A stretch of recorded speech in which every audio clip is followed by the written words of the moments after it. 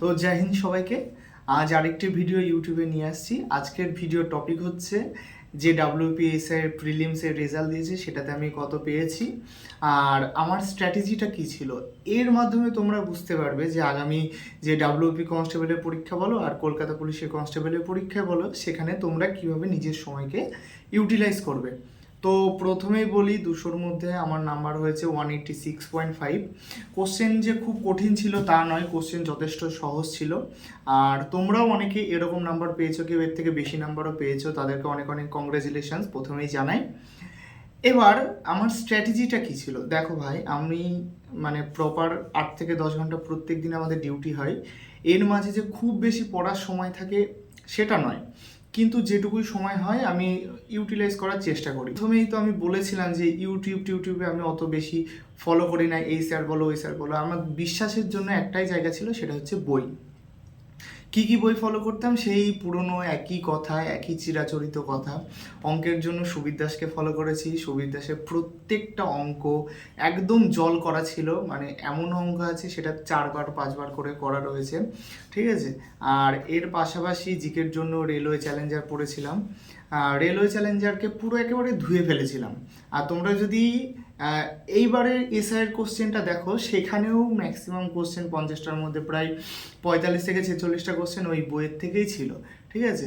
তোমাদের এমন একটা প্যাটার্ন তৈরি হয়ে গেছে, তোমরা যদি ওই বইটা একদম ঠিকঠাক করে সুন্দর করে পয়েন্ট করে কমপ্লিট করো, ঠিক আছে, তোমাদের কোশ্চেন বাইরে থেকে আসার সম্ভাবনা খুবই কম।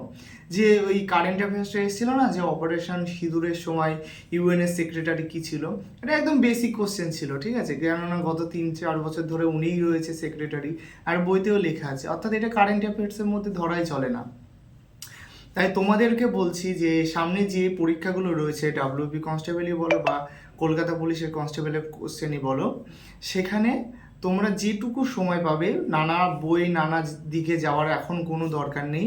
তোমাদেরকে শুধু রেলওয়ে চ্যালেঞ্জার পড়তে বলছি এমন কোনো মানে নেই। কেউ দেখা গেল ক্র্যাক বিসিএস অভ্যস্ত হয়ে গেছো, কেউ দেখা গেল অন্য কোনো বইয়ে অভ্যস্ত হয়ে গেছে, তাহলে তোমরা সেই বইকে ফলো করতে পারো। এখন যে আমি বলছি বলে তোমাদেরকে ওই বই ফলো করতে হবে বা নতুন করে শুরু করতে হবে এমন কোনো কথা নেই।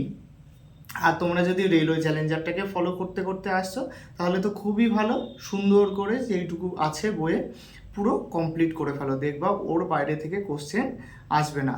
আরেকটা কথা বলি, সেটা হচ্ছে যে তোমরা কি লক্ষ্য করছো দিন দিন কাট আপটা কোথায় যাচ্ছে? তার মানেটা কি? তার মানেটা হচ্ছে সবাই পড়াশোনা করছে, এটা তোমাদের মাথায় রাখতে হবে।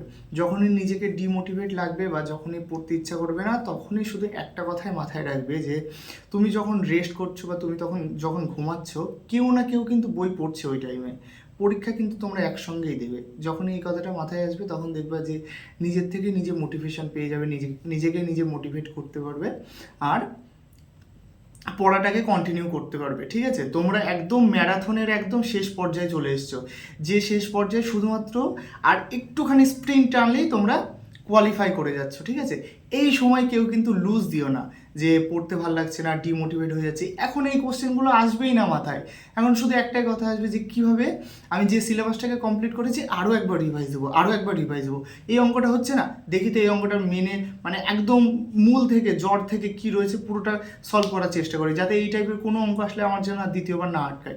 এখন এই সবের অ্যানালাইসিসের সময়, এখন তো ডিমোটিভেশনের কোনো কথাই আসবে না। তা তোমরা সবাই ভালো থেকো, সবাই সুস্থ থেকো, আর প্রিপারেশনটাকে খুব তাড়াহুড়ো করে দরকার নেই, একদম আস্তে আস্তে বুদ্ধির সাথে সাথে প্রিপারেশনটাকে চালিয়ে যাও। আর যারা ডাব্লিউপিএসআই পাস করেছো, মাঠের জন্য তো মোটামুটি সবাই প্রস্তুত, কেননা মাঠ তো 10 দিনের মাথায় মাঠ দিয়েছে।